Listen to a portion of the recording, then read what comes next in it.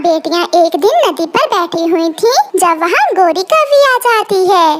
चिड़िया, मैं दूसरे जंगल से आई हूँ। वहाँ मैंने एक चूड़ा देखा है। वो अकेला ही रहता है और बहुत अमीर है। मैं तो कहती हूँ तुम अपनी बड़ी बेटी की शादी उससे कर दो।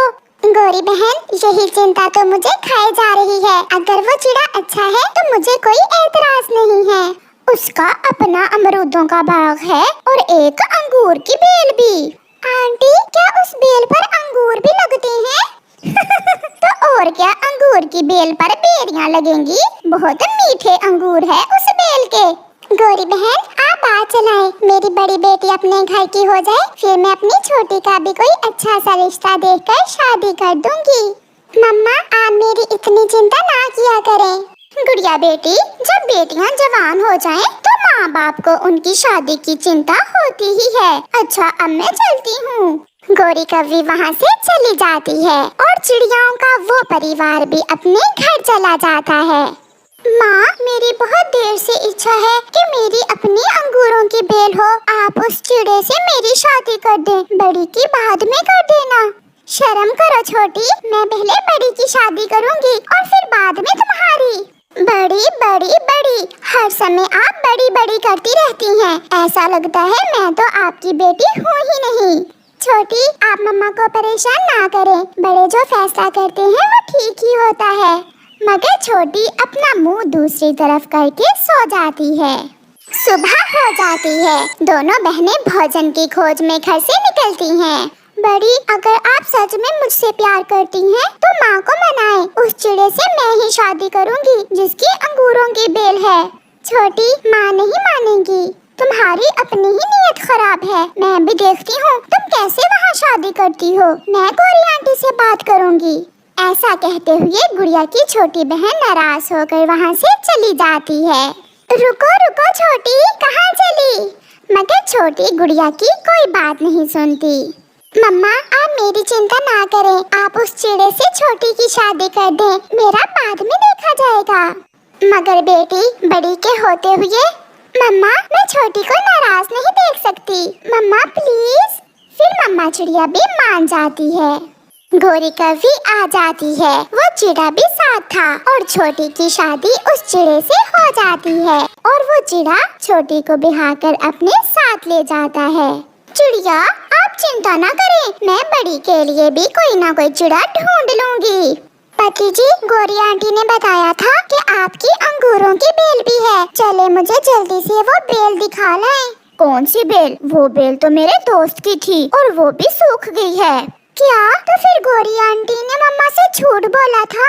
तुमने शादी मुझसे की है या अंगूरों की बेल से? चुप कर जाओ, कितनी फजूल बातें कर रही हो तुम। अभी 2 दिन ही गुजरे थे जब सोनू का पति सोनू से कहता है, जाओ और मेरे लिए भोजन लेकर आओ। क्या घर में बिठाए रखने के लिए मैंने तुमसे शादी की थी? पति जी, आप भी मेरे साथ चलें, हम दोनों जाएंगे। मेरे दोस्त मुझसे मिलने आ रहे हैं, तुम जाओ। 2 उल्लू वहाँ आ जाते हैं। दोस्त, बहुत सुंदर है तुम्हारी पत्नी तो। इस चिड़िया के पंख भी बहुत सुंदर हैं। आपकी ऐसे पक्षियों से दोस्ती है? जाओ, यहाँ खड़ी मेरा मुंह क्या देख रही हो? दफा हो जाओ। डर के मारे छोटी वहाँ से चली जाती है।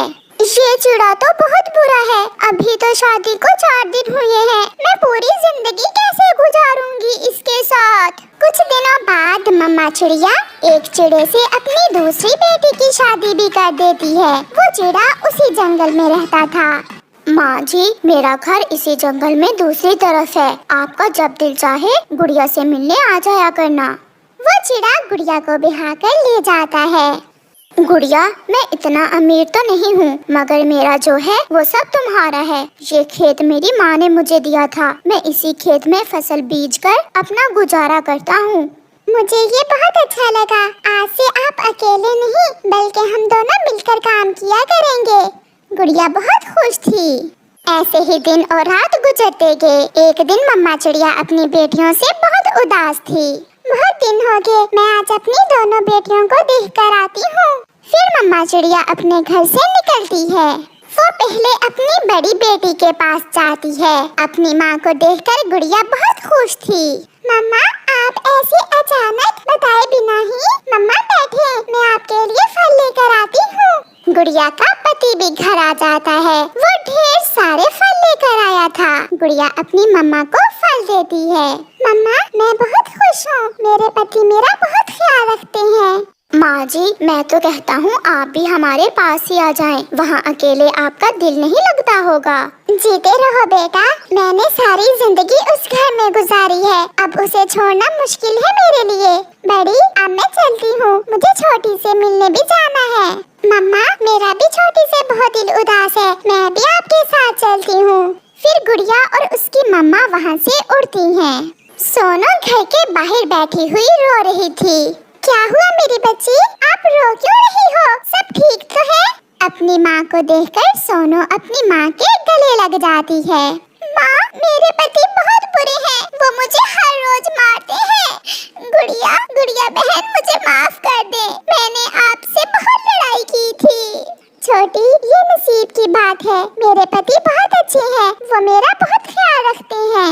मम्मा, वो सारा दिन अपने दोस्तों के साथ आवारा फिरते हैं और शाम को आकर मुझे मारने लगते हैं। चलो मेरे साथ चलो मेरी बेटी। आपकी माँ अभी जिंदा है। फिर गुड़िया और उसकी मम्मा सोनू को अपने साथ ले जाती है, क्योंकि एक माँ अपनी बेटी को दुखी कैसे देख सकती है।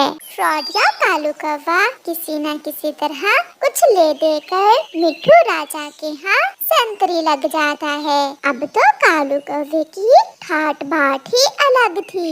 वो तो अकड़ अकड़ कर उड़ता।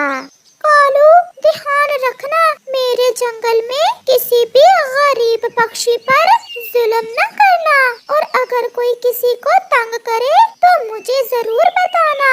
मैं अपने जंगल के सभी पक्षियों को खुश देखना चाहता हूँ। राजा जी, आप चिंता न करें। अब आ गया है ना कालू कौवा। मैं कोई साधारण कौवा नहीं हूँ। मैं पक्षियों का बहुत ध्यान रखूंगा, और अगर कोई किसी को तंग करेगा तो तुरंत आपको आकर बताऊंगा। मगर कालू कौवा तो बहुत गंदा पक्षी था, और उसकी पत्नी गोरी कौवी तो उससे भी 2 हाथ आगे थी। कालू, ऐसे किसी को कैसे पता चलेगा कि मेरा पति राजा जी के यहाँ संतरी लग गया है? चलो किसी कमजोर पक्षी को देखकर डराते हैं। चलो गोरी, आज मैं तुम्हें चाचा कबूतर की दुकान से फ्री में मिठाई खिलाता हूँ। फिर गोरी कौवी और कालू कौवा चाचा कबूतर की दुकान की तरफ जाते हैं।